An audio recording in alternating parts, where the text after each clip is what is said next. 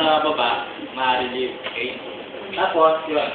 Pwedeng, meron ka ano sa pilo sa ambulance for comfort. Tapos din, yung kaseksiyan natin dito. Thank you. Yes! Wala ko rin.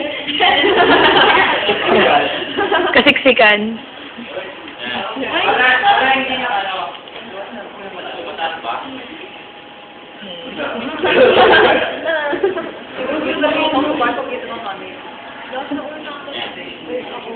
Ayan.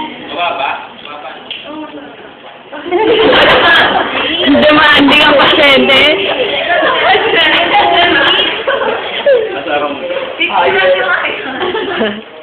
Parang tulog ng Marisa. Ayan. Sweet dreams. So, nasa yung lumbar spine mo, mag-bend, di ba? Mag-bend. So, para straight pa rin siya, lagyan nyo dito sa ano, lumbar spine. Tapos sa likod din, may mga patient na hindi kayang ma-maintain yung ganyan. Pwede ba niya sila lang muna dito para hindi sila mag-fall into kind position nila. Pila-pil ni Marisa. So, dapat medyo straight yung hindi man, parang gano'n, half straight ganyan. Tapos hindi malaki yung sila na half niya rin dito. Para relax. Ayan.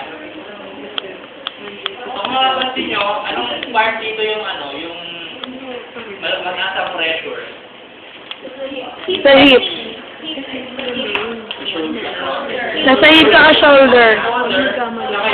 Saka yung greater stroke pattern nyo. So, dapat watch out kayo doon. So, kada ipoposition yung patient, every 2 hours dapat na kapalit. Every 2 hours dapat na kapalit. Ngayon naman, kung meron na siyang suspected nyo na magkakaroon na siya ng sore, dapat every 30 minutes chine-check nyo. Every 30 minutes chine-check. Tapos every 2 minutes, 2 hours na palitan. Ang likod kasi.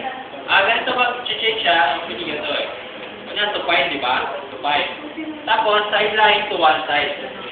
After nun, supine ulit, tapos sideline to the opposite side. Ganon. Pag ganon lang.